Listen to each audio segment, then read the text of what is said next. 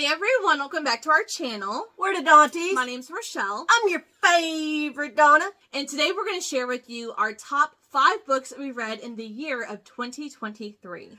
And that was a lot of books to pare down. Yep. So we do read a lot, and there's 2 of us. So we're not going to be able to share with you every single, book that we would recommend that we read this year, or, even our top 10 favorites. That's why we do monthlies. We do monthlies, so if you want to see the favorite books that we read in each month of the year, we do have those videos on our channel. But we're just going to pick 5, our top 5 favorite books. And not all of these came out in the year of 2023, but they're the ones that we read in 2023. So we're going to try to do this a little quickly and share with you why we liked it. Okay. All right. So what is your 5th favorite book that you read this year? Murder Your Employer by Rupert Holmes. That was good. I really liked the premise of that one. Mm-hmm. And it seems like they can make this a series. I'm hoping more come out. I think they are. I really did like it. So basically, this guy goes to this school that teaches you how to kill people. Your employer. And it's really cool. They have this whole compound, and they have their own city there, and they teach different classes on murder. It's really funny. I will say the audiobook was really fun because it was narrated by Neil Patrick Harris, which I love him so much. And that may be why I enjoyed it so much, was his audio narration. Yeah, it was really fun. We both read it through the library. This is not one that I own, and it's a thick book. And I think there's a lot that happens in this book, and I think it's because they were unsure if it would be picked up as a series, but I believe it is actually going to be a series. So it was fun. If it is, I'll keep going. Me too. It was good. So my 5th favorite book that I read this year is actually one that came out a few years ago, and it is called Ready Player One by Ernest Cline. This is a sci-fi that I just fell in love with. So I have seen a lot of people talk about this in past videos, over the years. And I really wanted to give it a try, and I did, and I loved it. I haven't seen the movie yet. It's been adapted, but I would really like to. So this is about a teenager named Wade, and it's 2040 or 2050 the year. So it's a little far into our future. And basically this whole world involves the Oasis, which is a virtual game that basically every single person plays, and the creator dies and leaves a puzzle within this Oasis game, and whoever follows the clues and wins this puzzle that he built into the Oasis will basically get his empire, inherit his entire empire. So there's a lot of people trying to figure this out. There's a lot of moments that are very thrilling, and it just has that feeling of, you want to root for this kid, but it's 5 years after his death, and people gave up on it thinking that this was just a ploy to get more people to play it more consistently. But it's this whole other world. You can go to school via this world and not actually in person. It's really fun. It was really unique, and I really enjoyed it. So my next one is gonna be an older one. Okay. That I just read this year, and that's The Turn of the Key by Ruth Ware. Yes. I really enjoyed that one. Yes. I did not figure this one out. No. And usually with a thriller, I've read so many of them that usually I figure them out pretty quickly. So quickly and so accurately, it makes me so mad.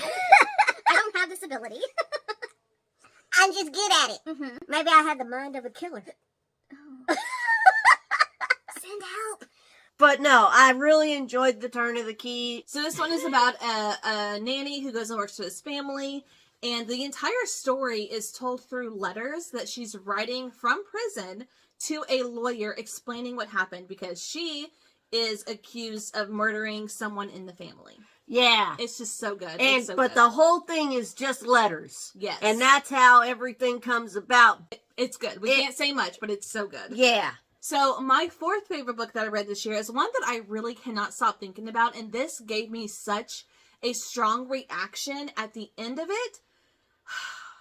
but I loved it. It is The Last One by Will Dean. I almost picked that one, but I figured you would. Oh my gosh. I got my mom, I got you, and now my little sister to read it. I absolutely loved it. This is an isolated trope if you like isolated thrillers. So we're following this older woman named Kaz. I think she's 51, and she's going on her very first cruise with her boyfriend, and it's I think it's somewhere in Europe, and it's traveling to New York. So it is a transatlantic cruise that she's going on, and the first night they get there and everything's great. They go to sleep. They wake up the next morning, and she is the only one on this entire cruise ship. And I can't say anything else, but it is so good. The place that it goes is incredible. It was so intriguing, and through the entire book, you're like, what the heck is actually happening? And then the very, very end, the very last page, I wanted to throw my Kindle, but it was my Kindle, so I did not. But I was so fresh. Like, I had such a strong reaction that it was like, no freaking way. This is how this is ending. And it ends in a way that there could be a second, but first of all, I don't think there's going to be a second one, because it's going to be the exact same of what you just read, just in a different travel transportation device. Like, I don't know, what's a cruise? What a cruise ship? Like, transportation vehicle, I guess. It would be the exact same thing. So, but it leaves you just completely shocked. And I loved this character that we're following and what she's going through. It was crazy, and I loved every minute of it. My third is going to be Local Woman Missing by Mary Kabuka. Yes.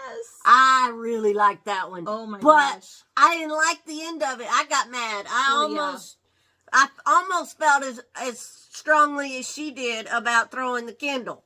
Because of who? Because of who ended up being. Who it was? Yeah, I didn't like that. No. But it was a very, very good story. It is. Now, you're following a handful of characters, so it can get a little confusing, but it's really just a neighborhood, and it's about local women going missing. But the way it grips you, the very beginning of the book, you are following a teenage girl, I think, who is trapped in this basement, and like the first chapter is about, or maybe it's a prologue. Strapped in a shed. She's trapped in a shed. In somebody's backyard. Yeah, and I think the opening is either a prologue or the first chapter, but it was about 45 pages, and it was so thrilling following the teenage girl trying to escape, and that's just how the book starts, and it is so good. There's a couple of different timelines, several different people you're following, but you get to know all of these neighbors and these family members involved in these missing women cases. This was another one I didn't figure out the ending correctly. Right.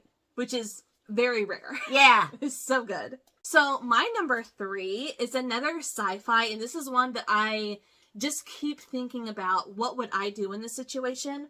But it is called The Measure by Nikki Erlich, and the premise of it is one random day, I think in March, everyone in the entire world who is 23 years or older receives a box on their doorstep with a string in it. And you find out that this string represents how long they have to live. And some are super short, some are very, very long. And you're following 8 different characters. They're all kind of related. Like, you're following a wife and her sister and her sister's boyfriend, and you have 2 best friends who are both in the military. Just a couple of different like units of characters, but there's 8 characters in total, and you get commentary about like the government trying to force people, making them actually look at their string, because some people are like, well, I don't want to know, like after it becomes like known what it represents. I don't want to know. Other people are saying that you should have to disclose how long your string is before you get a business loan, before you get hired. Because why would a company spend all this time and money in you, invest in you, if you're going to die in a year or 6 months or whatever it is? Oh, wow. So there's a lot of commentary on situations like that. And then you have this couple who one person looks at their string, the other person does not, and doesn't let their partner look at their string that they're kind of hiding. So there's a lot of unknowns. You get to see a lot of the media talking about what everyone in the world is discussing about these strings once the scientific community determines what exactly this is, and it's 100% accurate for every single person. And a lot of, like, you see glimpses of people who have the exact same length string, so you know that they're going to die together in some way. But it's so interesting, and just the commentary around it. It is sci-fi because of that element, but it felt very much like just a human study and what we would do in certain situations like that. Like, it really triggered COVID when COVID first came around. And, well, if you have it, should you tell people and expose people to it? If you have it and you expose other people, like, what do you do? Like, a lot of unknowns around it at the beginning. And then you time jump, like 10, 15 years into the future. After this is, like, everyone who turns 23 gets this box. Everyone knows what it is. It's kind of like just a thing now. Kind of like now COVID is like just a thing that is in our world. We've kind of accepted it and moved on. And how the world is 10, 15 years into the future now with these strings. So it's just all around so good. And I really liked the characters. There's even like a short string anonymous group where people who have short strings get together and like comfort each other because their families don't want anything to do with them. Or it's very much like Alcoholics Anonymous. It's just a support group for those who have short lifespans. It was really good. I really want to reread this one so bad. It was so good. All right, my 1 and 2 are really, really close. I don't really know which one I'm... Pick. I'm going to go number 2, How to Sell a Haunted House by Grady Hendrix. Interesting. I thought this would be your number 1. I really, really loved this book. Not everybody loved it as much as I did. But you have a very personal connection to this story. Yeah. Which is unique. Yeah. The whole thing where they go to their mother's house after their parents have passed away, and the mother made puppets. Yeah. Well, when I was growing up, we had a professional puppet show that we would do as a family. Yeah. So we had animal puppets and we had people puppets, and it was a thing, and it was just how we grew up. And so because of that, the nostalgia of the puppets and the puppets coming to life was really something that you made connected to this book. I really loved it because of that. Yeah. So, but basically that's what it is. They think the house is haunted because of the puppets that the mom made. And strange things happen, so you never know. Are they not? What's going on with these puppets? This one puppet in particular? But yeah, I loved How to Sell a Haunted House by Grady Hendrix, so that was my number 2. Okay. My number 2 is my favorite romance of the year. I read it 3 times in 1 month, and it is Yours Truly by Abby Jimenez. This is the second... That's the one with the parrot. Yes, and I will get to that because I have a beef to pick with other people who have read this book. But this is the second book. This is a follow-up to Part of Your World by Abby Jimenez that came out last year, which was one of my top favorite romances of last year. And this one I loved so much, mainly because of the anxiety representation in our male main character, Jacob. So this is following 2 doctors. There's a lot that happens in this book, but basically it's a fake dating trope, which is my favorite trope in romance to read. And these 2 doctors are fighting, or in our heroine's mind, in Brianna's mind, they are competing for the same promotion, but Jacob wants nothing to do with it. He's new to the hospital. I think they both work in the ER. And so she kind of creates this rivalry in her head, and especially how Jacob interacts with her. He has very severe social anxiety, which I really, really connected to and really related to.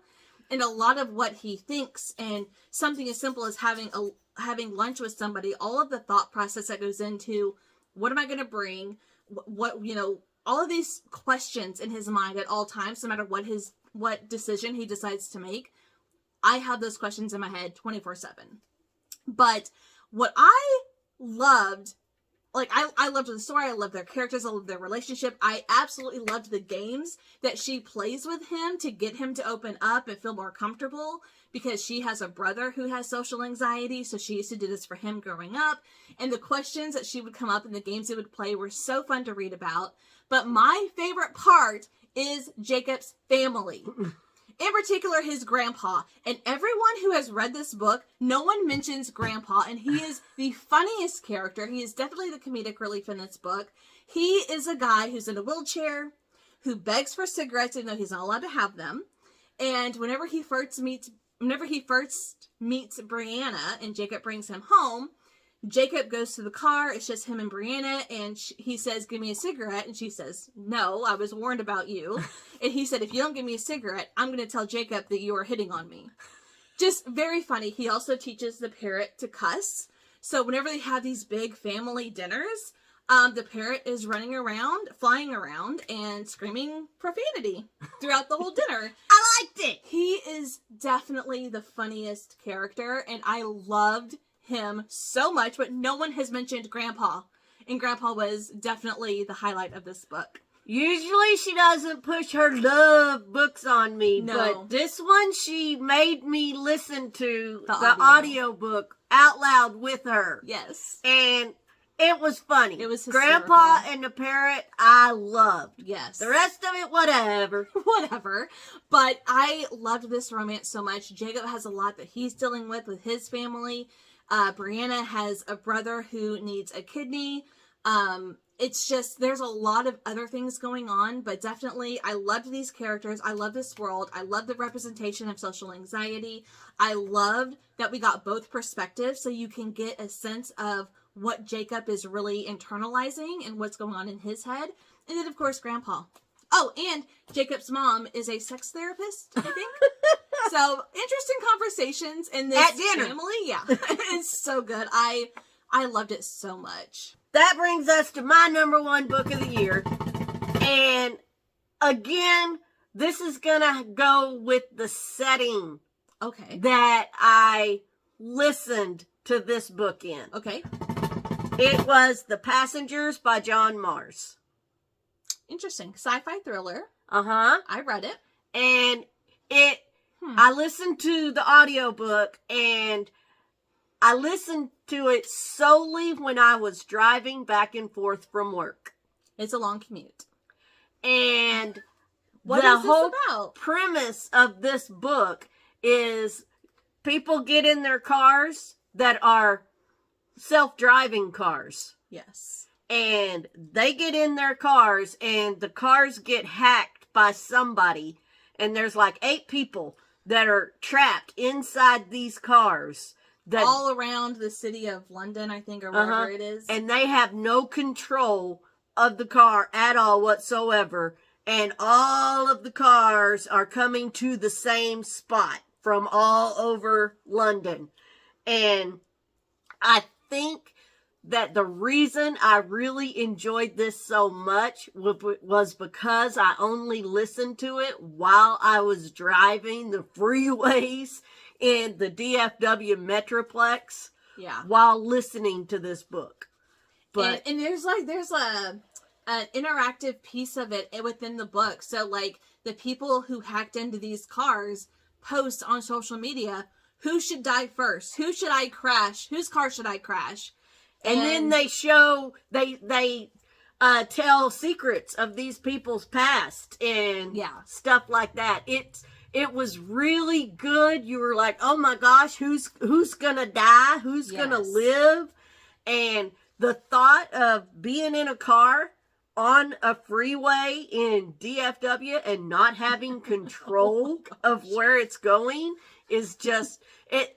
Her mom cannot read this book because I told her about it. She was like, oh no. She doesn't even use cruise control when driving long distances because she's afraid of a takeover, of not being in control of her vehicle. Yeah. So, crazy. But yeah, I think it was just, that is why I remember this one so much. And I keep thinking about this one so much throughout this year because I drive a lot. Every single day. And so, yeah. And I remember one thing in particular, one character in particular in that book, and it's this older lady who used to be like a famous actress, and now she's like, struggling to get work or whatever.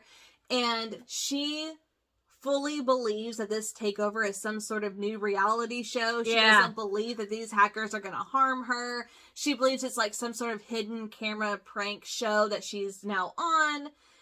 And just hearing like her commentary and her chapters, I was like, oh, you poor thing.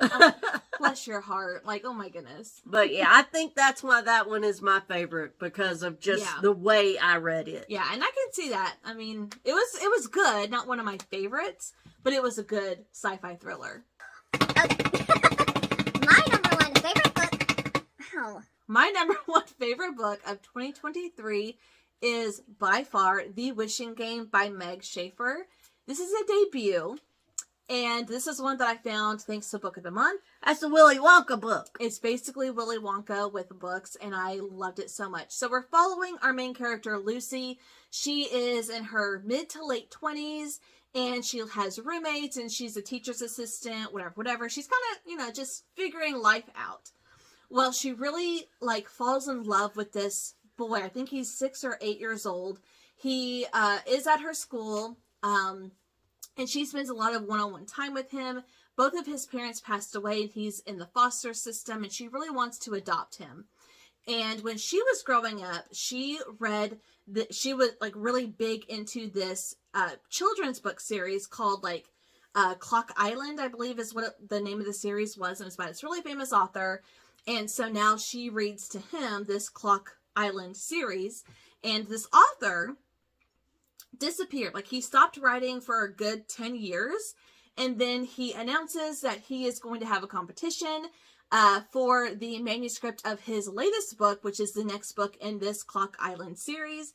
And he basically sends out invitations for 4 or 5 people to come to his island, which is called Clock Island, to compete in all these riddles and puzzles and games for the opportunity to win his manuscript, which is going to be worth millions. They can do whatever they want with it. They can publish it. They can sell it, whatever.